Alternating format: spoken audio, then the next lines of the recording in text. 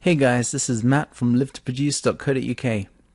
Today I'll be demonstrating a couple of classic mixing tricks to really bring out the best in your kick drums.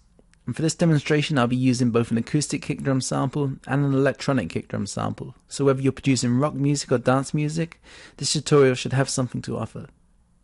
Now, the first trick I'm going to show you is called the Low End Trick, or the Pultec Low End Trick. And for this you will need a Pultec style EQ. Now, very few of us are lucky enough to have a real Pultec, but there are many emulations available in plug-in format. For example, for this demonstration I'll be using the Pultec P1C. There's also the Universal Audio EQ P1A, officially branded plugin, and there's also the Waves Pultec and several others that I can't remember the name of at the moment.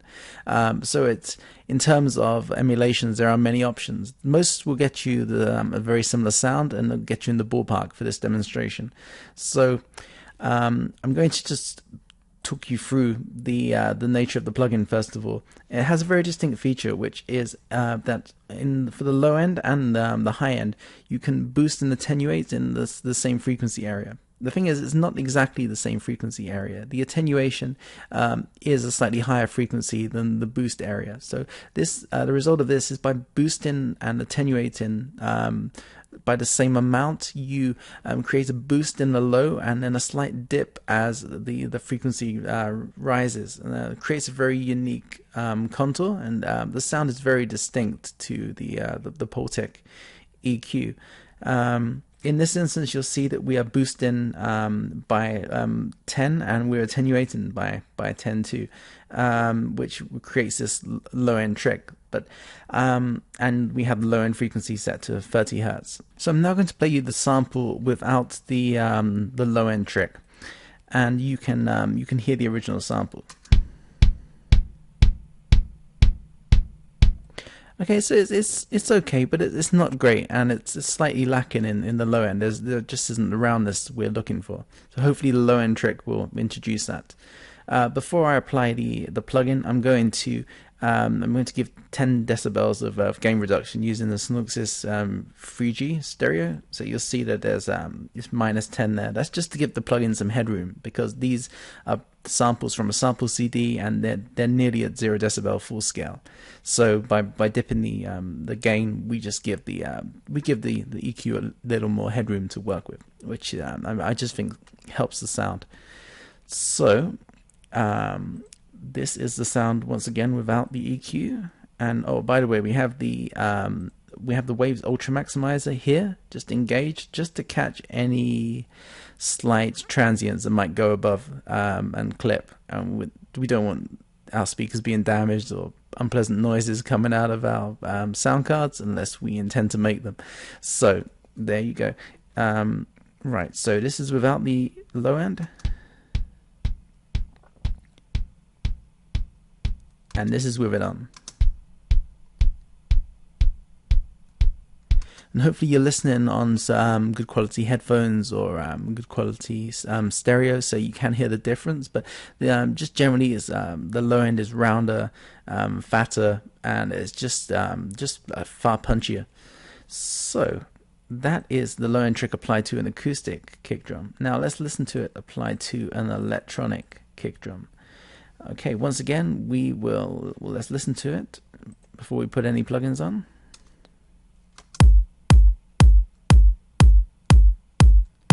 Oh, that's a pretty good kick, and most people will listen to it and think that's fine, no need to EQ it, no need to compress. But I think we can make it even better. So once again, let's apply the gain to bring it down and the L2, and let's apply the low end trick. Now, in this instance, you will see we have the same thing, boosted at 10, attenuated at 10. I have the low frequency set a little higher at 60. The reason for that is that it sounded better there. Always trust your ears rather than your eyes, and just play around until things sound as good as they can possibly sound. So in the acoustic section, I found setting it at 30 gave the best sound with the electronic kick drum here. I found setting at 60 gave the best sound, and even at 100 here, it still sounded really good. So it's very much a matter of personal taste, really. So anyway, let's hear it again without the Pultec. Okay, this is without the low end trick, and let's hear it with the low end trick. I mean, that gives a huge boost to the low end. To me, that sounds great. That's really the low end trick in full effect there. Okay, so now we've heard the acoustic sample and the electronic sample with the low end trick applied. What's this, the second trick I'm going to teach you? Well, it's called the DBX 160 Smack. Now, the DBX 160 is a particular compressor that a lot of engineers used. It was built in the 1970s, and it's been used for many years, and it gives a very distinctive crack to a sound if the settings are set right. It doesn't have conventional attack and release like many compressors you're used to, but it has this distinctive sound, and it became very popular. A lot of engineers used it on kick drums and snare drums, and it just gives a crack, a punch that very few compressors can actually match it in that respect. Now, I don't have a real one, but I do have a plugin called the Major Tom by Stillwell, which is actually very cheap. It's about $40, and it gets you in the ballpark in terms of the sound. I'm sure many people will say it's not like the real hardware, but to me, it does the job. So I'm going to now play the acoustic kick drum. Now, this is with the low end trick already applied, and we're now going to listen to the original with just the low end trick, and then we're going to listen to it after we put the DBX 160 smack effect on it too, and then I'll show you the settings for that. So this is without the smack, and this is with the smack.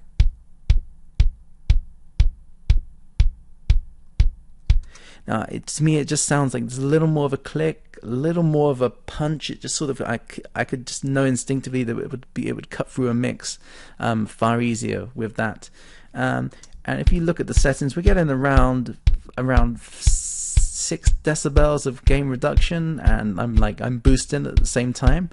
In terms of settings, we have feed forward setting enabled, and in terms of sound, that definitely affects it. I won't go into the difference between feedback and feed forward because that is a tutorial in itself, and it's rather complicated, but that's the setting I have. So you could copy these settings and get a similar kind of sound here. So that is the DBX 160 Smack and the low end trick in this kick drum, and let's hear the difference. So this is completely dry with no low end trick and no DBX 160 Smack, and this is with both enabled. Just like rounder, punchier, not quite as much high end, but it definitely carries a lot more weight now. Okay, so let's listen finally to the electronic kick drum with the low end kick first, just with the low end kick. Okay, that's pretty huge. Now let's try with the Major Tom DBX 160 Smack enabled. Pretty much same settings. I think the only difference, I have peak detection enabled here, which just makes it slightly more aggressive. Because you did that particularly because it's an electronic kick drum sample, and the same thing, feed forward detection enabled. Feed forward just makes it react slightly more precisely. I don't know how to describe it exactly, but you can definitely hear a difference in terms of sound. So this is without the 160. This is with. You hear the added click and just generally more punch. If it doesn't sound like it could get any punchier, and then you put on the DBX 160 Smack, suddenly you're there in terms of sound. It's a big difference. So let's listen with none of the plugins applied. It's a huge kick, but just the low end roundness is just not there. Let's put both of the low end trick and the DBX 160 Smack on, and